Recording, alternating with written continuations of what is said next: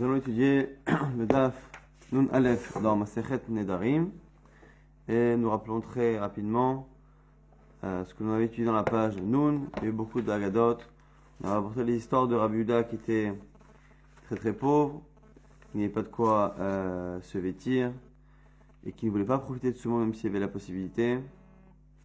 On avait vu l'histoire de Rabbi Akiva qui s'était marié avec la fille de quelqu'un de très très riche, qui avait fait un élève par rapport à sa fille, qui ne voulait pas ce mariage, qui était parti pendant 24 ans, qui était revenu avec 24 000 ou 48 000 élèves en fonction des Gersaot, des versions que l'on a. On a vu également que même si au départ il était très pauvre, finalement il s'était enrichi de 6 manières, entre autres par son beau-père qui avait fini par annuler son aide à lui donner la moitié de sa richesse, et par du commerce qu'il a pu faire avec des marins, par un objet qu'il a pu trouver, par un prêt un jour où la personne lui a remboursé plus que, non seulement il a payé à le rembourser, mais on lui a donné même un surplus, par la deuxième femme qu'il a eue qui était une Romaine convertie, et par un Romain converti qui avant sa mort a donné ses biens à Rabbi Akiva. On avait cité aussi certains plats qui pouvaient permettre de connaître les problèmes intestinaux ou digestifs qu'une personne avait et savoir à ce moment-là comment la soigner. On avait dit toutes les manières qu'il y avait de cuire des figues, qu'à un moment donné on a pu imaginer qu'il y avait plus de 1000 manières de les cuire et d'avoir des goûts différents. On avait aussi l'histoire de la fille de César avec Rabbi Shua ben Hanania qui lui demandait comment la Torah pouvait-elle être si belle et appartenir à quelqu'un qui était d'une apparence aussi déplaisante que Rabbi Shua ben Hanania. Donc il a expliqué qu'au contraire, que à la limite, la beauté est très souvent la ga'ava, l'orgueil, qui est souvent associé à cette beauté, et bien c'est justement elle qui est incompatible avec la Torah qui a tendance à dégrader cette Torah. On va reprendre maintenant à la fin du Daf Nun Amud Bet, aux 2 points, 3 lignes avant la fin. Yoma de Mechayer be Rabbi, Atia pour Anuta le Alma. Lorsque Rabbi Lanassi, qui était donc le dirigeant du Ram Israël, avait l'habitude de rire, eh bien c'était un jour où il arrivait malheur au monde. Amarle les Bar Kapara. Donc il a dit à Bar Kapara, Lo tevadihnan, Lo tevadihan, Yahin alach, Arba'in, Grivechite. Je ne veux pas que tu me fasses rire. Donc il avait pris sur lui de pas rire. Il y a qui disent c'est parce que comme il s'occupait et il priait pour le Ram Israël, donc ils en sortent de ressentir le malheur du Ram Israël tout le temps. Si à un moment donné, eh bien, il riait, ça veut dire qu'il se déconnectait de la souffrance que le peuple avait, et le fait de se déconnecter de cette souffrance, eh bien, il ne priait plus. Et quand il ne priait plus, eh bien, c'est là qu'il pouvait y avoir malheureusement un malheur. Et il y en a qui disent que non, c'est que lui, il avait pris sur lui d'avoir une vie de difficulté pour justement faire kapara, que sa souffrance à lui expie les fautes, non pas parce qu'il prie pour eux, mais parce qu'il expie les fautes par sa souffrance, et que du coup, à un moment donné, s'il rigole, il ne souffre plus, donc du coup, il n'expie plus les fautes du Ram Israël, qui du coup, alors les nous sont eux-mêmes punis. En tout cas, il a demandé à Bar Kapara de ne pas le faire rire, en échange de 40 mesures de blé. Amarle, donc il lui a dit, les Chezemar, il a dit ok, on verra.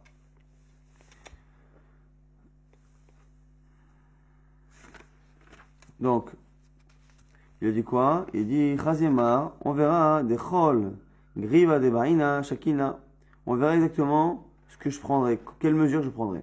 Chakal dit Koularaba, donc il a pris finalement un grand panier. Khafir Koufra, il a un panier, donc normalement en général en osier c'est souvent troué, donc on ne peut pas mettre de blé. Donc pour justement récolter, pour mettre du blé dedans, il a rempli le fond, il a couvert le fond de zéfet avec du goudron pour faire en sorte justement que le panier devienne hermétique et qu'il puisse contenir justement du blé. Mais ça refait arracher. Le seul problème, c'est qu'au lieu maintenant de l'apporter dans le sens normal, il l'a apporté à l'envers. Il y en a qui disent qu'il l'a mis sur sa propre tête, et qui disent que sans cela déjà, il l'a apporté à l'envers. Et nous croyons que c'était une bédicha, c'était une blague. C'est ça la blague, c'est qu'en fait, il a pris un panier qui à la base ne pouvait pas contenir, il a fait tout un effort pour le rendre contenant, et après il l'emmène à l'envers, de telle sorte à ce qu'il ne puisse pas contenir. Ve'azal ve'amale, vechilima arba'in grisé, grivechite d'archinalach. Il dit, alors il est venu avec ce panier, il le met à l'envers, il dit, allez, s'il te plaît, donne-moi les 40 mesures de blé que tu me dois, sous-entendu, parce que je ne t'ai pas fait, mais au passage, en lui demandant ce qu'il lui doit, parce qu'il ne l'a pas fait rire, au final, il est en train de le faire rire. Achou Rabbi, et le côté grotesque de la situation a fait rire Rabbi. Amarle lui a dit, là, Azartar, de l'autre de votre âge, je te dis, moi, je t'avais dit que de ne pas me faire rire, et je t'avais dit que c'est pour ça que je te donnerai 40 mesures de blé. Amarle, Chite, de la Shina, Kanasevna. Alors il lui a répondu Bar Kapara, il dit, ben justement, c'est ça que je te demande, c'est ça les 40 mesures que je te demande. Et c'est qui explique qu'il a continué à faire la blague. En gros, effectivement, tu ne me dois rien, eh ben, tu vois bien que le panier est à l'envers. C'est rien, c'est ça que je te demande, c'est cette mesure, exactement, c'est 0, puisque je te montre un panier qui est à l'envers, donc il ne peut rien contenir. Et bien maintenant que tu me dis que tu ne me donneras rien, et bien effectivement, c'est sur rien que je suis venu réclamer, parce que tu vois bien que mon panier peut recevoir la quantité de 0, de rien. Ou il y en a qui disent que non, il a fait allusion à autre chose, comme s'il lui devait déjà l'argent. Comme si, puisque jusqu'à présent je t'ai pas fait rire, tu me dois l'argent, donc donne-les-moi quoi qu'il arrive. On voit que Bar Kapara avait l'habitude d'être plaisantin. D'ailleurs, je crois que c'est Rachid qui explique que une raison pour laquelle Rabbi n'avait pas invité Bar Kapara, on a vu qu'il avait fait un mariage à plusieurs millions de dollars. C'était un mariage à 240 millions de dinars, qui, selon ici les commentaires, ont l'air de revenir à plus ou moins aujourd'hui 23 ou 28 millions de dollars. Et entre autres parce qu'il a invité tout le monde et qu'il n'a pas invité Bar Kapara. Pourquoi? Parce que justement il était batran, il était trop plaisantin, il avait peur qu'il fasse trop de blagues au mariage. En tout cas ici, on voit à quel point Bar Kapara est bien fait rire. Je crois que Rabbeinu Bechaye explique qu'il voulait faire rire Rabbi Yochanan pour que Rabbi Yochanan soit Bessimcha, reste toujours joyeux et que sa Torah soit toujours baignée de joie et non pas de tristesse. En tout cas, Amarla Bar Kapara, les Barthé des Rabbins. À la fille de Rabbi, donc là jusqu'à présent c'était Bar Kapara avec Rabbi. À la fille de Rabbi, un jour Bar Kapara dit, les Mahar, demain, Shatina Hamra, Birikuda de Avour, au Bikirkane de Imar. Demain, je vais boire du vin devant ton père qui danse et devant Kirkane de Imar. Alors Kirkane de Imar, Kirkane, il y en a qui veut dire dans le Ran, c'est les chants. Donc ta mère qui va chanter. Il y en a qui veut dire que c'est Meziga, c'est le fait qu'elle lui verse du vin. Alors, ici, il y a plusieurs problèmes. Déjà, dans la suite de l'histoire, on verra que effectivement Rabbi va danser dans lui. Et la mère, par contre, de cette fille, donc la femme de Rabbi, ne fera que verser du vin. Donc déjà, comment il peut annoncer qu'elle va chanter alors que finalement elle ne chantera pas? Et deuxièmement, comment il peut écouter la voix d'une femme? Donc à cause de ça, il y en a qui veulent dire que non, Kirkane c'est verser du vin. Mulleran explique que Kirkane c'est Zimrata, c'est sa manière de chanter. Et donc il y en a qui veulent dire ici que ici on ne parle pas d'un chant au sens propre du thème, mais on parle des sortes de you-you que les femmes elles faisaient. Et il y en a qui veulent dire que depuis l'époque, déjà depuis le mariage de Yaakov avec Léa, on faisait déjà les you-you, et donc du coup c'est ça qu'il a dit. En tout cas, il a annoncé que le lendemain, qui serait donc le mariage du fils de Rabbi, eh bien Rabbi et sa femme, respectivement, et le roche inverse, dit que c'est le père qui va chanter, et bon bref, en tout cas quoi qu'il arrive, le père qui va danser et la mère qui va chanter. Très bien. Ben el Asha Hatane de Rabbi Hava, donc il y avait là-bas un gendre de Rabbi, et Asher Gadol là-bas, et il était très très riche. En tout cas, Azmene le Beilula de Rabbi Shimon ben Rabbi, et maintenant, on s'est retrouvé le lendemain au mariage de Rabbi Shimon. Donc on a dit le fameux mariage où Bar Kapara au départ n'était pas invité, finalement il a été invité. On y arrive, ce mariage de Rabbi Shimon, le fils de Rabbi, dans lequel était présent à la fois Bar Kapara, à la fois évidemment Rabbi sa femme, et à la fois Ben el Asha, un des gendres de Rabbi. Alors les Bar Kapara, les Rabbi, Bar Kapara demandait à Rabbi, Maï To'eva, ce qui est marqué dans la Torah, à propos des relations interdites entre deux hommes. Deux hommes n'auront pas de relation comme avec une femme. Pourquoi To'eva, c'est une To'eva? C'est quoi To'eva? Alors ça a l'air de quelque chose qui connote quelque chose de dégoûtant, mais d'où vient, quelle est l'étymologie du mot To'eva? Kol damalen Rabbi d'Achin To'eva. Pacha Bar Kapara. Toutes les réponses de Rabbi ont été objectées par Bar Kapara. Amalé. Par Sheat, du coup, Rabbi en a eu marre. Il a dit, bon allez, donne-moi toi l'explication que tu as sur ce mot-là. Amalé. Tete des bitri, tirmili natla. Il dit, je veux que ta femme me serve un verre de vin. Ataramiale. Donc c'est ce qui s'est passé. Amalé les rabbi, couvre kodli, deimalach. Et maintenant je veux que tu danses pour le mariage, tu danses, et à ce moment-là, je te dirai la réponse. Achiama achamana, et c'est ce qui s'est passé. To'aiva, c'est quoi To'aiva? To'ai ata ba. C'est une manière de dire, de s'adresser à celui qui a cette relation-là. To'ai ata, tu te trompes, ba, dans cette relation. Cette relation-là est une erreur. C'est ça l'idée de To'aiva. Pour avoir un autre verre, Amarle Bar Kapara a dit Maï Tevel, c'est quoi Tevel? Tevel, c'est au sujet d'une relation avec un animal. Et marqué Isha, une femme, Lotarmol Ifne Behema le Riva'a, Tevel Hu, une femme n'aura pas une relation avec un animal. Pourquoi est-ce que c'est Tevel? Amarle Kin Kadma'a. Donc du coup, Rabbi a essayé de répondre de la même manière que les premières fois. Et à chaque fois, Bar Kapara a objecté. Amarle, Evilidom Ralach. Il lui a répondu à ce moment-là, Bakapara, refais-moi la même chose, je veux à la fois que tu danses, à la fois que ta femme me serve du vin. Ravad, il l'a fait. Amarle, Tevelhu, Tavlin Yeshba, Mishania a Ada Abia, Mikolon Biot. Ici, Tevel, Milachon Tavlin, Tavlin, ce sont des épices.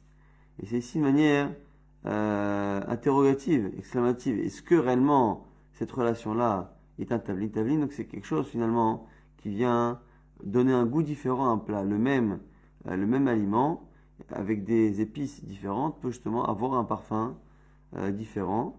Et du coup, ici, c'est non seulement, c'est pas normal, non seulement c'est bizarre, mais en plus, il n'y a rien de plus dans cette relation qu'il peut y avoir dans une autre. Amarle, Umay Zima, il a continué, Bakapara, il dit Umay Zima, c'est quoi Zima? Zima, c'est par rapport à quelqu'un qui fait, qui laisse sa fille justement fauter, et qui a une femme qui a des relations avec beaucoup de personnes et qu'on ne sait pas finalement avec qui elle a des enfants. Atechalel lebitecha les aznota, ne profane pas ta fille en la laissant faire znout.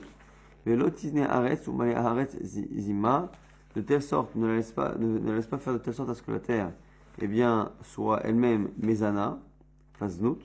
Ou male aretz zima, et à ce moment-là que la terre se remplisse de zima, et c'est ce fameux mot-là, zima, qui est le sujet de la question de Bar Kapara Amarle. Et puis, qui n'a kadma'a, avad, de Amarle. Alors, du coup, la même chose s'est passée. Il lui a donné des réponses que Bar Kapara a objecté. Bar Kapara lui a dit, alors finalement, fais-moi ce que tu m'as fait jusqu'à présent. À la fois, tu danses, à la fois, ta femme me sert un verre de vin.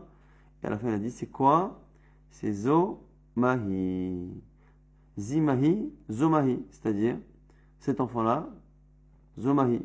D'où vient-il? C'est-à-dire qu'on ne sait pas de qui vient cet enfant, qui est le père. C'est ça le problème de Zimma, de ces relations qui ne sont pas justement des relations de mariage.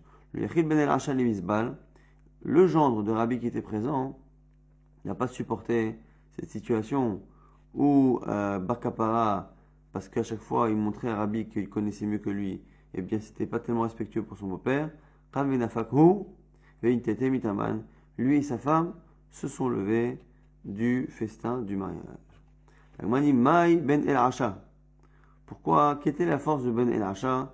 Et c'est aussi qui va dire que c'est pourquoi on l'appelle Ben El Asha. C'est le gendre de Rabbi qui était très riche, mais qui était aussi appelé par rapport à son père. Donc la question c'est pourquoi, quelle était la particularité de ce Ben El Asha et pourquoi on l'appelait au nom de son père? Détania, Lolechinam Ben El Asha et Marotav, il allait à Hot Bahen, Tisporech el Kohen Gadol. Pourquoi? Parce qu'on dit dans une braïta que Ben El Asha n'a pas dépensé son argent pour rien. Seulement pour la coupe de cheveux ou la coupe de cheveux du Kohen Gadol. Et ici, donc il y en a qui va dire que pourquoi du coup on l'appelle par le nom de son père, c'est parce qu'il a hérité de la fortune de son père. Et qu'on l'appelle Ben El Asha pour dire que c'est le seul, un des rares, qui a hérité de son père et donc qui a eu de l'argent en grande quantité sans avoir fait l'effort de le gagner et qui ne l'a pas dépensé. Donc on l'appelle Ben El Asha parce qu'il n'a justement pas dilapidé l'héritage de son père. En tout cas, on voit ici que la coupe du Kohen Gadol était quelque chose qui avait une grande valeur. Dirti, c'est marqué au niveau du Kohen Gadol et Cheskel, Kassom irsemu et rachehem, qui devront faire un guilloir, se raser la tête. Tana, Kaen Loulianit. Comment on va couper les cheveux du Kohen?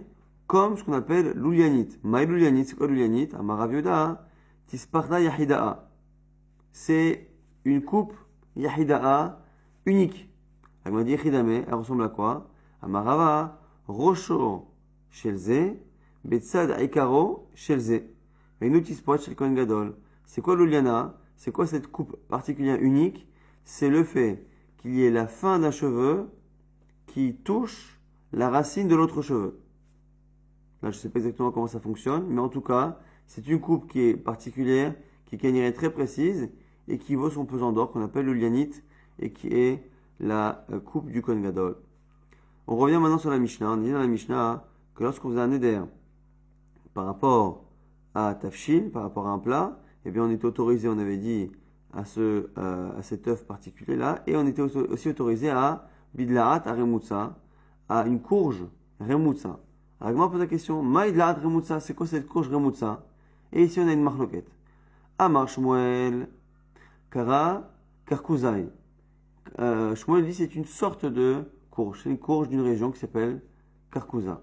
Donc la courge de Karkouza, c'est elle, Dlaat remutza qui est autorisée. Ravashi, Amar Ravashi dit, Dlaat atemuna beremes. Il dit non, c'est pas une sorte de courge particulière, c'est une courge normale, mais c'est la cuisson de la courge qui la rend particulière.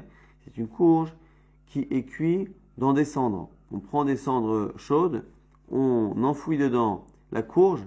Cette manière de cuire donne le statut de Dlaat remutza. Donc la Dlaat remutza, cette courge-là qui est autorisée dans la Mishnah par rapport à un éder de tafshil, on a une marloquette. Est-ce que c'est un type de courge ou est-ce que c'est une courge normale avec un type de cuisson particulier? Et Tivé, on objecte sur Ravashi. Ravina et Ravashi. Rabbi Nechemia Omer, Rabbi Nechemia disait Dlaat aramit, hi Dlaat amitrit.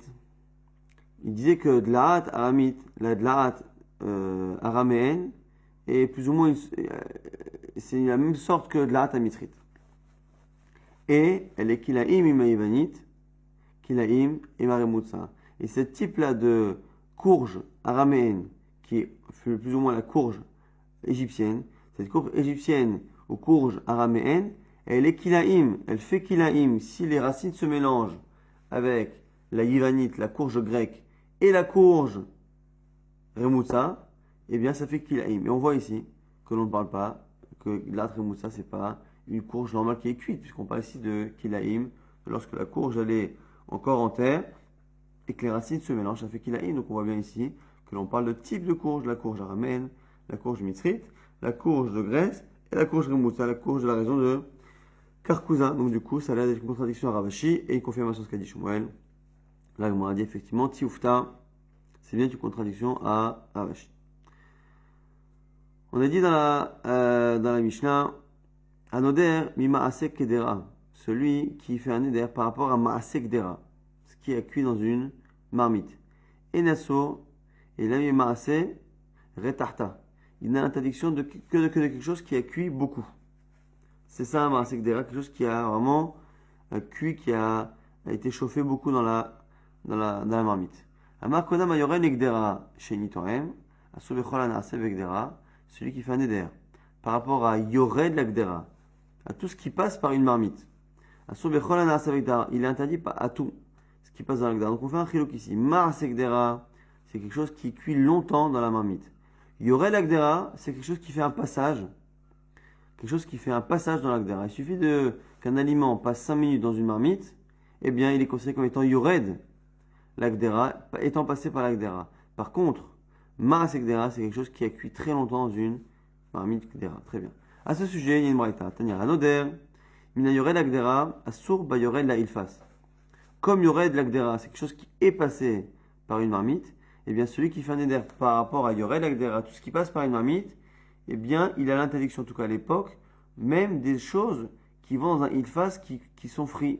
Ilfas, donc c'était l'endroit dans lequel on faisait frire les aliments. Pourquoi? Car le minag à l'époque, avant de faire frire un aliment, était de le faire passer d'abord dans une cuisson classique dans la marmite. Ce qui veut dire que du coup, puisqu'il y aurait l'agdera, eh bien interdit tous les aliments qui sont passés à un moment donné dans une marmite, eh bien même quelqu'un qui ferait qui donc qui voudrait manger quelque chose qui a été frit, sachant que la chose frite à la base était cuite dans la marmite, et bien ça rentre dans le néder de Yored Agdera.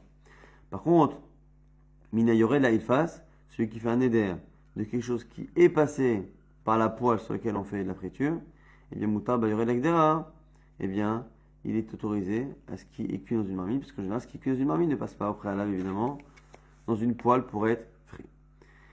Minaase begdera mutar benaase bailfas. Alors maintenant, autre expression. On a maasegdera.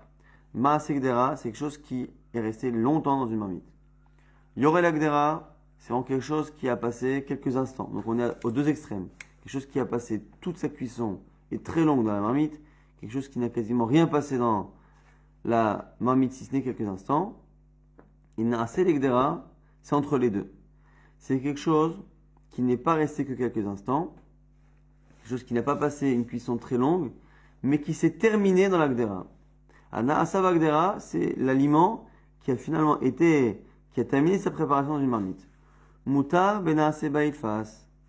On a le droit de prendre tout ce qui est friture. Pourquoi? Parce qu'on a dit que les fritures, au préalable, sont cuites à la marmite, mais finissent par être frites à la poêle, et donc, ils ne sont pas naase bagdera. Minana seba ilfas, mutar benase bagdera, et pareil à l'envers, ce qui fait un éder par rapport à ce qui se termine sur une poêle, évidemment qu'il est mutar benase bagdera, mais s'il n'y a pas de chidouche, qu'on a vu qu'en général, ce qui était cuit ne passait pas par la poêle. C'est l'inverse. Ce qui passait par la poêle était au préalable cuit. Hanoder, mina yored latano, enaso et la bepat. Maintenant, on nous dit que celui qui fait un éder par rapport à ce qui et yored latano, ce qui passe dans un four, eh bien, stam en général, il ne fait pas allusion à tout ce qui va dans un four. Il fait allusion au classique. En général, le four, 90% de l'utilisation, c'était pour le pain. Donc, celui qui fait un éder stam, mina yored latano, eh bien, le néder n'inclut que le pain, rien d'autre. Mais imamar kol ma'ase tano ala. Ici, par contre, il a dit tout ce qui se fait dans un four. Il n'a pas dit je fais le néder par rapport à ce qui rentre dans un four. Il dit par rapport à tout ce qui se fait dans un four. À ce moment-là, le tout ici vient élargir la définition et vient du coup interdire même les plats qui seraient cuits dans un four. Nouvelle Mishnah, celui qui fait un néder mina kavouche, de quelque chose qui est macéré dans de l'eau avec du sel, donc des saumures, et Nasour et la mina kavouche chez l'Irak, eh bien, on pense ici que stam kavouche, ça n'inclut que les légumes qui sont justement dans l'eau et dans le sel, mais pas plus. Quand il dit par contre kavouche shani toem, celui qui dit fait un éder par rapport au kavouche qu'il n'en goûtera pas, alors ici cette nuance-là est fréquente, vous allez voir dans les Mishnayot, de dire que finalement, entre quelqu'un qui fait un éder par rapport à une chose, par rapport à un aliment, ou lorsqu'il fait le néder et qui dit que je ne goûterai pas, même si nous on a l'impression que le chilo qu'il est dans les quantités, que si je dis que je fais néder par rapport à cela, que c'est à partir d'une certaine quantité que c'est interdit, quand je dis goûter c'est même une petite quantité, alors que très souvent c'est autre chose. C'est lorsque le néder de base a l'air de n'inclure qu'une partie des aliments, lorsque je dis que je jure que je ne goûterai pas, ça vient ici élargir la définition. C'est ce qui se passe ici. Kavouche stam, on pense que c'est kavouche classique. C'est quoi kavouche classique? C'est les légumes qui sont dans l'eau et du sel. Lorsqu'il dit qu'il fait un néder de ne pas goûter ces choses-là, eh bien même si goûter ça a l'air d'être un chilou, une distinction dans la quantité, finalement, c'est dans la définition, dans le domaine de définition de kavouche. Jusqu'à présent, on pensait que c'était que les légumes, ce qui est le plus classique. Finalement, ça inclut kolakvushim, asur de kolakvushim. Pareil, mina shalouk, s'il fait un néder par rapport à shalouk, shalouk c'est quelque chose qui est bouilli à l'eau mais qui n'est pas cuit longtemps. Et nous assurons la mina shalouk shel basar stams, en général c'était de la viande que l'on faisait de cette manière pour la préserver, pour pas qu'elle tourne. Eh bien, stam c'est la viande. Shalouk shani toraim, mais s'il fait le même néder en parlant de goûter, il ne veut pas goûter la chose. À ce moment-là, ça vient élargir et interdire toute chose qui est bouillie. L'agma par rapport à cela, Amalé Ravacha bere de Rav, Avia le Ravashi, donc Ravacha a dit à Ravashi, Amar digvish mai, dishlik mai, ditzli mai, dimliach mai, echin mashma. Maintenant, les mêmes choses que l'on a vues là ici, kavouche, chalouk, et on a rajouté maintenant tzli, maliach, quelque chose qui est grillé, quelque chose qui est salé. On a vu que ça veut dire que c'est quelque chose donc, qui est macéré, qui est bouilli, qui est grillé ou qui est salé. Et ici, on dit décviché, le dalet qui est avant. Et le dalet, ça a l'air d'être, ça ressemble au hé qui est en hébreu. Le hé, c'est quelque chose qui est particulier. Est-ce que, lorsque la personne met ce dalet, elle dit je fais un éder par rapport à dirvish, dishlik, ditzli, des milliards, par rapport au saumure, par rapport à la saumure, par rapport à ce qui est bouilli, par rapport au grillé, par rapport au salé, est-ce que ici, c'est une connotation du hé ayédia, donc du hé qui est particulier? Ça veut dire que c'est quelque chose qui est connu.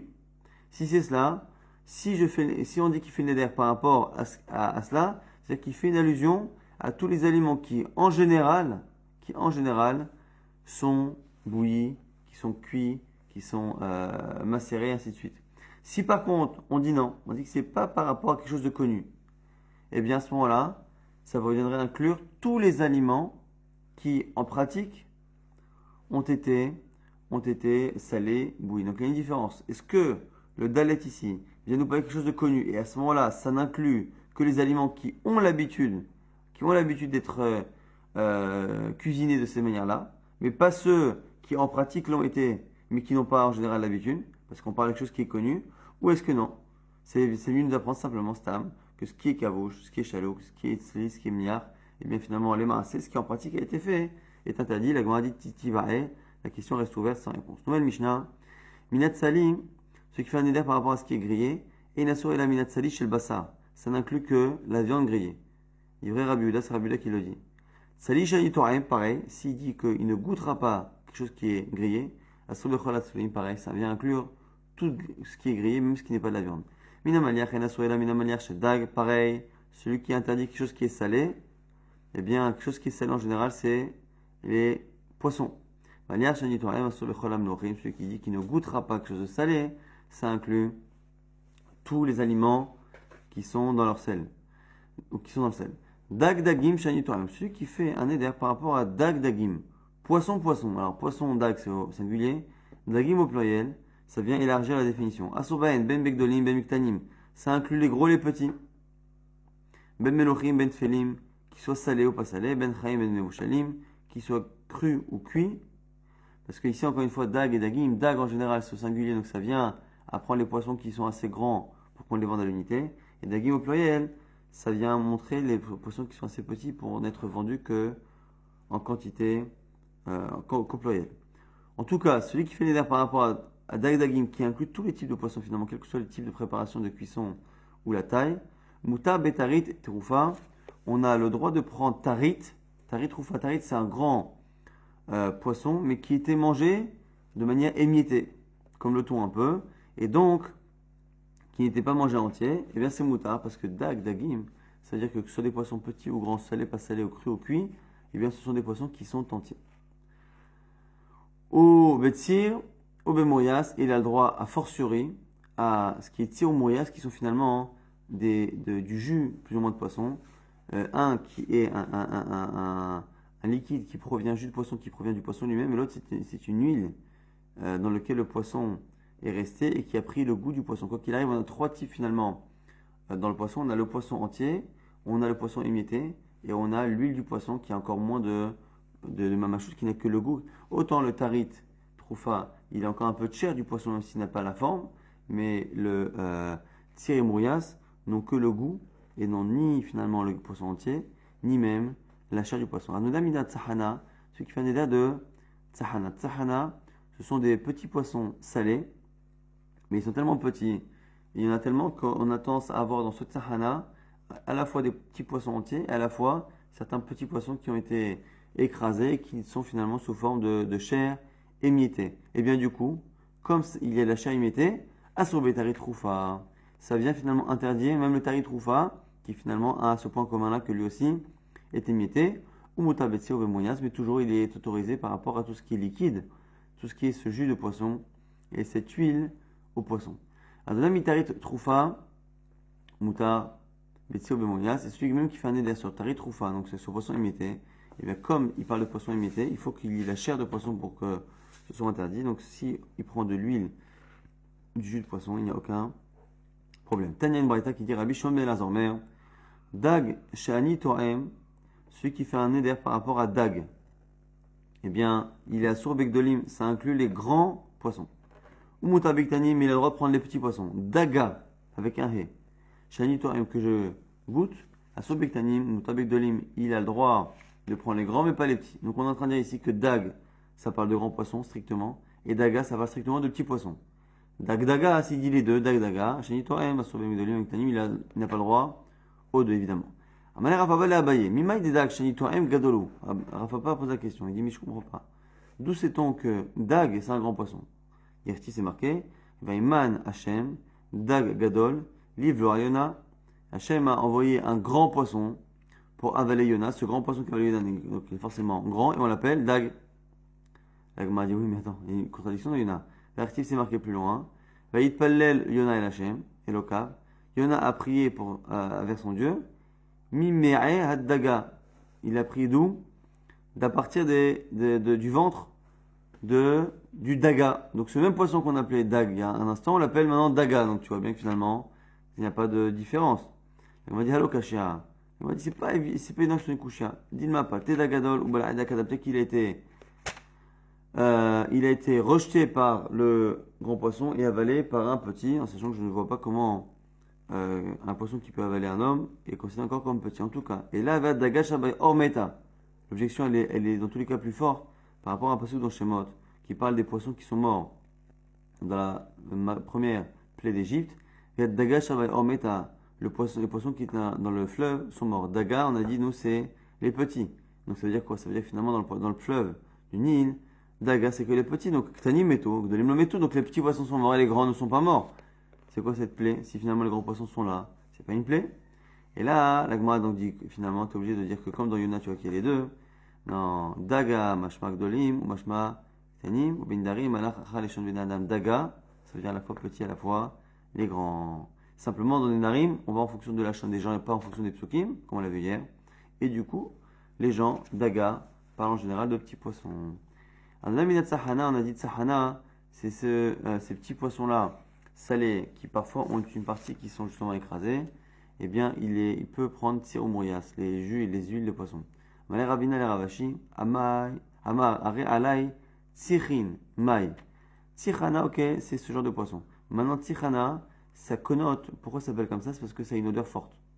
Et donc, ce qui est tsahan, c'est quelque chose qui a une odeur forte. Maintenant, lorsqu'on dit tsirin au pluriel, la Gemara pose la question, peut-être que tsirin au pluriel, ça inclut à la fois tsahana, ce qui est avec ces petits poissons-là, et peut-être d'autres choses qui sentent mauvais, entre autres, l'huile et le jus de poisson. Et la Gemara dit Tibaer ne donne pas la réponse. Donc très rapidement, maintenant on va résumer ce qu'on a vu. On a rapporté l'histoire avec Bar Kappa qui faisait des blagues et qui faisait rire Rabbi, mais quand Rabbi lui demandait de pas le faire. On a vu Bar Kappa qui avait expliqué à Rabbi dans son mariage, même si c'était une manière un peu gênante, et surtout qu'il avait fait danser Rabbi et donner à boire à sa femme, par sa femme. Il lui avait appris d'où venaient les mots par rapport aux relations interdites qui étaient To'eva, Tevel et Zima. To'eva, c'est par rapport aux relations entre hommes, eh bien c'est To'eba, c'est que la personne se trompe dans cette relation. Tevel, par rapport aux relations avec les animaux, pour dire que finalement il n'y a rien de plus dans cette relation que dans une autre. Et Zima, par rapport à Znout, c'est parce qu'on ne sait pas Zomahu, on ne sait pas d'où vient cet enfant. On avait vu ce que c'était la coupe du Kohen Gadol. La coupe du Kohen Gadol, c'était une coupe de cheveux qui était très très dure à faire et qui avait l'air de dire que la pointe d'un cheveu arrivait à la racine de l'autre cheveu. De l'artrimutsa, on a vu une marque, mais finalement de l'artrimutsa qui est autorisée dans la Mishnah, c'est une courge particulière de la région de Karkouzaï. On avait vu qu'il y avait des chilokim. Ma'asekdera, c'est un plat qui avait cuit longtemps dans une marmite. Il y aurait de l'agdera, c'est quelque chose qui est simplement passé à la marmite, même si finalement toute la cuisson s'est faite après, autre part comme dans une poêle. Donc il y aurait de l'agdera, c'est quelque chose qui est passé. Et Naase Vagdera, c'est quelque chose qui se termine. Donc la cuisson se termine dans une marmite. On a dit qu'en général, ce qui va dans un four, c'est le pain. Mais lorsqu'à chaque fois je dis que je goûte quelque chose, ou tout ce qui passe dans le four, eh bien ça inclut tout ce qui passe dans le four. Kabouche en général, stam, c'est les légumes. Si je ne veux pas goûter, ça inclut tout ce qui est justement dans l'eau salée. Pareil, tout ce qui bouillit, en général, ce qui bouillit, c'est la viande, sauf celui qui dit qu'il ne veut pas goûter, ça inclut tout ce qui est bouilli. On est intéressé avec une question dans la Gemara, lorsqu'on met un dalet, des gvish, des chalouk, est-ce que ça vient interdire que les aliments qui ont l'habitude d'être mis dans ces conditions-là, ou même ceux qui n'ont pas l'habitude mais qui l'ont été faits en pratique. On a vu que pareil, stam en général grillé c'est la viande, stam salé c'est le poisson, sauf si, encore une fois, il s'interdit de goûter ces choses-là. À ce moment-là, ça inclut tout ce qui en pratique a été grillé, tout ce qui en pratique a été salé. Dagdagim, ça inclut tous les types de poissons, quelle que soit la taille, quel que soit le mode de cuisson. Et tsachana, ça inclut, ça n'inclut pas, je veux dire, ça n'inclut pas ni, déjà ça inclut le tari troufa, donc ça inclut les poissons qui sont émiettés, mais ça n'inclut pas sumourias, ces huiles et ces jus de poisson qui n'ont que le goût, qui n'ont pas du tout de mamachout, de texture de poisson. On a vu que dans l'absolu, à la fin, le mot daga voulait dire à la fois petit et grand poisson dans la Torah, mais les gens ont l'habitude d'employer daga pour les petits poissons et dag pour les grands poissons. Et à la fin, on ne sait pas si dans tichin au pluriel, eh bien, ça inclut à la fois les poissons émiettés, mais à la fois aussi les jus de poisson. Et les jus de poisson, c'est une question qui est restée en suspens dans l'agma.